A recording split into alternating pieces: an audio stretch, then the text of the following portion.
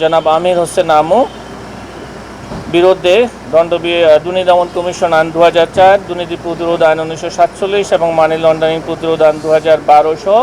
দণ্ডবিধির সংশ্লিষ্ট ধারায় আরও একটি মামলা রুজুর সিদ্ধান্ত গৃহীত হয়েছে। প্রাক্তন সংসদ সদস্য ঝালকাঠি 2 ও সাবেক মন্ত্রী শিল্প মন্ত্রণালয় সংসদ সদস্য এবং মন্ত্রী হিসাবে দায়িত্ব পালনকালে ক্ষমতার অপব্যবহারের মাধ্যমে জ্ঞাত আয়ের উৎসের সাথে অসঙ্গতিপূর্ণ 26,27,81,000 টাকারও বেশি মূল্যের সম্পদ অর্জন ও বুক দখলে রাখা এবং তার নামেও 14টি ব্যাংক হিসাবের মাধ্যমে 31 কোটি টাকারও বেশি সন্দেহজনক লেনদেন করে উক্ত টাকা জ্ঞাতসারে হস্তান্তর, স্থানান্তর এবং রূপান্তর করার অপরাধ অনুসন্ধানকালে প্রমাণিত হয়েছে। এ কারণে তার বিরুদ্ধে দুর্নীতি দমন কমিশন আইন 2004, দুর্নীতি প্রতিরোধ আইন 1947 এবং মানি লন্ডারিং প্রতিরোধ আইন 2012-এর সংশ্লিষ্ট ধারায় একটি মামলা রুজুর সিদ্ধান্ত গৃহীত হয়েছে। অভিযোগ সংশ্লিষ্ট জনাব সুমাইয়া হোসেন, তার পিতা আমির হোসেন আমু পাবলিক সার্ভেন্ট হিসেবে দায়িত্ব পালনকালে পিতার সহযোগিতায় ক্ষমতার অপব্যবহারপূর্বক ঘুষ ও দুর্নীতির মাধ্যমে 4,43,00,000 টাকারও বেশি জ্ঞাত আয়ের উৎসের সাথে সংগতিবিহীন সম্পদ অর্জন সহ তার নামেও 18টি ব্যাংক হিসাবের 48,49,00,000 টাকারও বেশি সন্দেহজনক লেনদেন করে উক্ত টাকা জ্ঞাতসারে হস্তান্তর, স্থানান্তর এবং রূপান্তর করার অপরাধ প্রমাণিত হয় জনাব সুমাইয়া হোসেন এবং তার পিতা জনাব আমির হোসেন আমুর বিরুদ্ধে দুর্নীতি দমন কমিশন আইন 2004,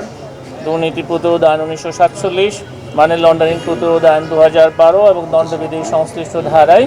আরও একটি মামলা রুজুর সিদ্ধান্ত গৃহীত হয়েছে।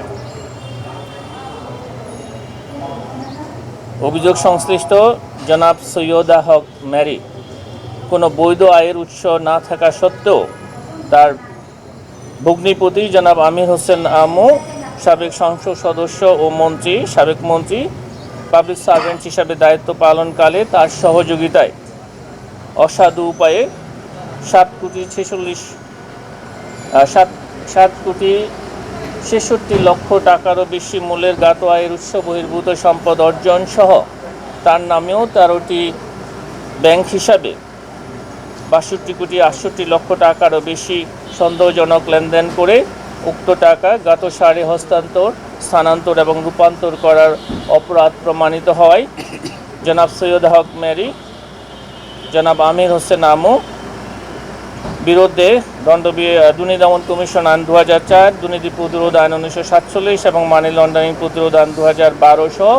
দণ্ডবিধির সংশ্লিষ্ট ধারায় আরও একটি মামলা রুজুর সিদ্ধান্ত গৃহীত হয়েছে। অসৎ উদ্দেশ্যে পরস্পর যোগসাজশে একে অন্যের সহায়তায় ক্ষমতার অপব্যবহারপূর্বক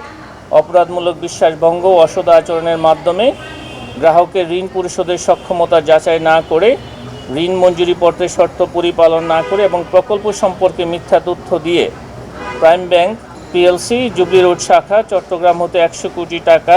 স্থানান্তর, হস্তান্তর এবং রূপান্তরের মাধ্যমে অবস্থান গোপন করে প্রকল্প ঋণের মূল ঋণ 46.83 কোটি টাকা আত্মসাতের অপরাধ প্রমাণিত হওয়ায় জনাব মোহাম্মদ মোহসেন, চেয়ারম্যান ও ব্যবস্থাপনা পরিচালক Saima Samira textile mills limited, জনাব শামিমা নার্গিস চৌধুরী, পরিচালক Saima Samira textile mills limited সহ প্রাইম ব্যাংকের ব্যবস্থাপনা পরিচালক জনাব মোহাম্মদ এহসান খুসরু সহ ব্যাংকের অন্যান্য কর্মকর্তার বিরুদ্ধে